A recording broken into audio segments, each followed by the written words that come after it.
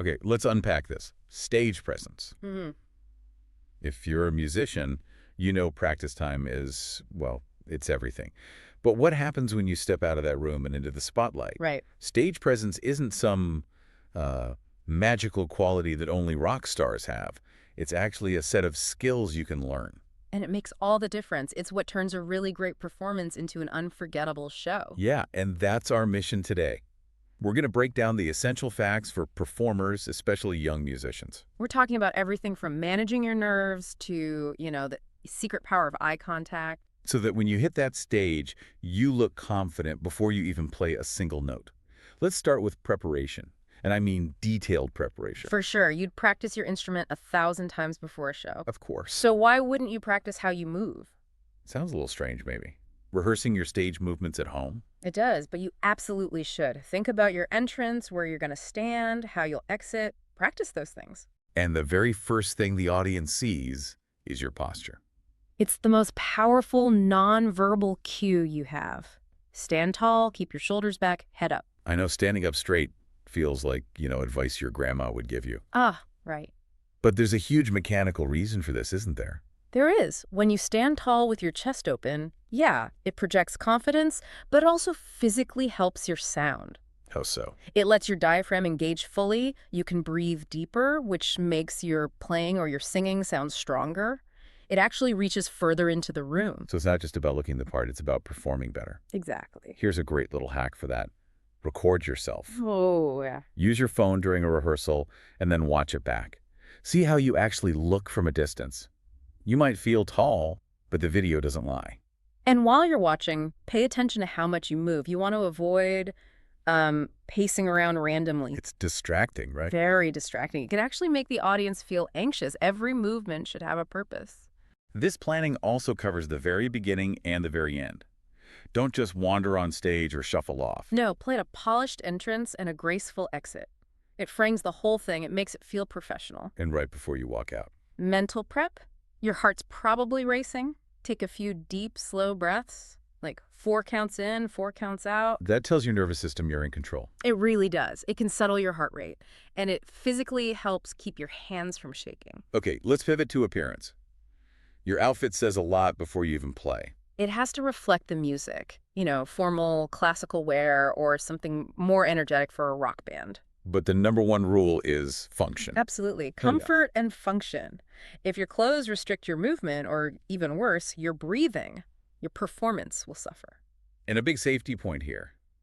Check your shoes. Yes. Polished stages can be slippery. The last thing you want is to slip. Beyond just safety, looking neat and tidy shows respect for the event. It does. It shows the audience you care. And think about small details, like jewelry. Oh, that's a great point.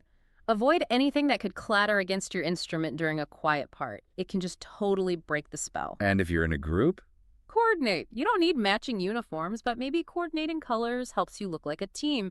It creates a visual harmony. one more thing on appearance here.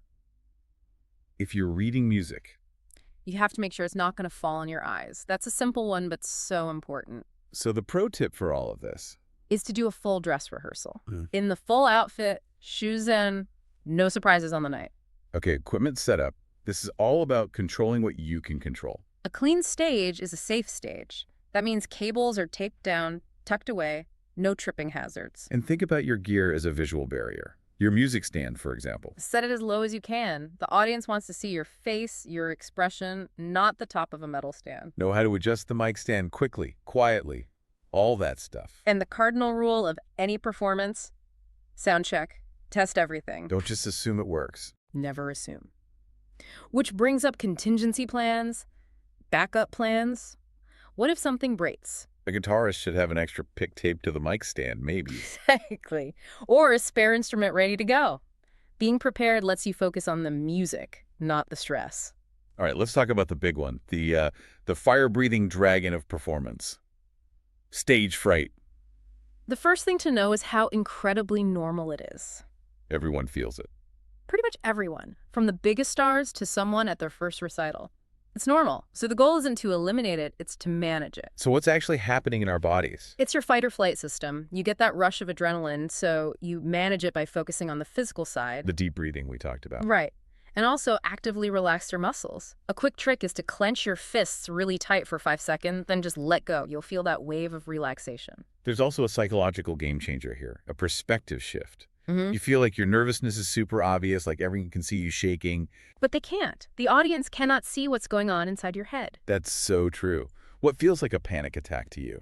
Often just looks like intense focus to them. Knowing that is like a superpower. And having a routine helps a ton. A consistent pre-show ritual, yeah, gives your mind something predictable to latch onto. But the real mastery is taking that nervous energy. And converting it, it's just fuel. You have to learn to relabel it from fear to excitement. Use that energy in the music. Exactly. Channel that intensity into your playing. Another thing is to shift your focus away from yourself. Yes. Think about the story of the music. What are you trying to say with it? That pulls you out of your own head. And you can practice this. You can. Play for small groups of friends, family. The more you expose yourself to that feeling in a low-stakes way, the less scary it becomes. And if you walk out and you still feel totally overwhelmed, It's okay. You're allowed to just stand there for a few seconds. Take a breath.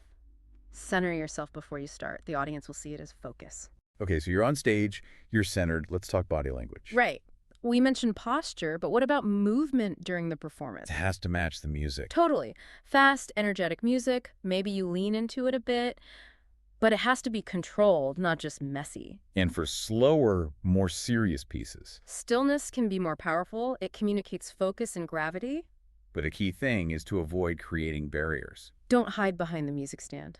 And please, don't stare at your feet for the whole song. It just screams fear.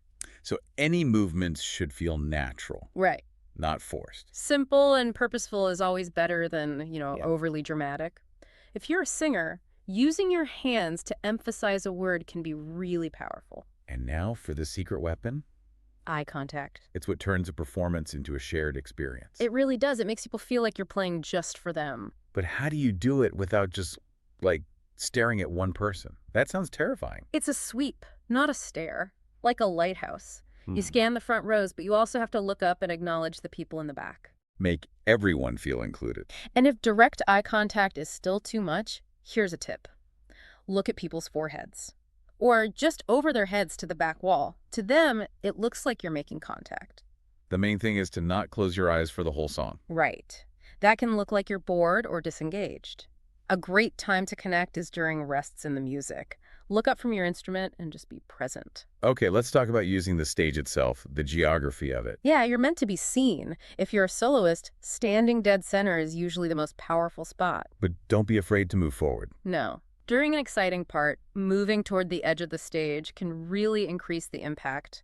Just try not to hang out at the very back. The lights might not reach you there. Yeah, what if you're in a group? Stage presence becomes about teamwork. It's all about coordination. You have to be super aware of your bandmates, use little nods, eye contact to signal changes or endings, Always watch the leader or the conductor. to keep everyone locked in together. And just be aware of space. Give each other room to move. I love this one point. If someone else is taking a solo, Yes. the rest of the group should look at them. It's such a small thing, but it directs the audience's attention and it shows you're a team. It looks so professional. It's teamwork in action. Totally. Okay, so we've covered the music part. Yeah. What about when you have to talk? Oh, speaking to the crowd. It's a great chance to show some personality. But you have to prepare for it. Oh, absolutely. Plan what you want to say, keep it short, and when you're at the mic, speak clearly and slowly.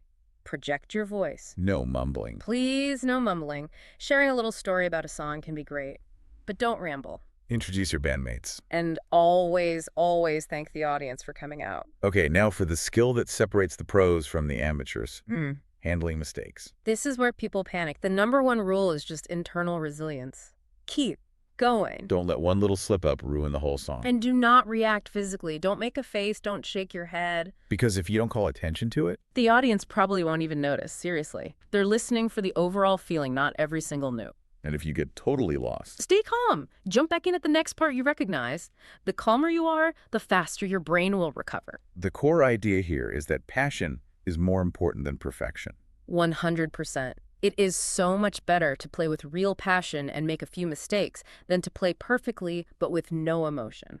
That's what people remember. A pro is defined by how gracefully they recover, not by never messing up. Okay, finally, the last impression. The end of the show. The exit. This is just as important as the opening. When the music ends, stay still for a second. Let that last note just hang in the air. Yeah, that silence after the sound is so powerful. Then a real smile, a clear, respectful bow. And if you're in a group, bow together looks so sharp. And don't forget to gesture to your fellow musicians. Acknowledge them. It shows respect, great teamwork, then walk off with a confident stride, head held high. And here's the last rule of professionalism. Do not start packing up your gear while the audience is still clapping. It's so distracting. And a little disrespectful. Wait until the applause is completely finished. Then take one last look at the crowd before you head backstage. It completes the story. So what does this all mean? I guess that stage presence isn't some gift you're born with. It's a skill you learn, just like practicing scales. Exactly. By planning all the technical parts, the gear, the movement, how you'll handle your nerves, you free up your mind to just focus on the music, on the emotion. Here's something to think about. How can you use one simple, deliberate gesture like holding eye contact for just an extra second, or that walk to the front of the stage? How can that one small thing completely change the experience for someone sitting in the very last row? That's the real power you have as a performer. That's it right there. Good luck with your performances.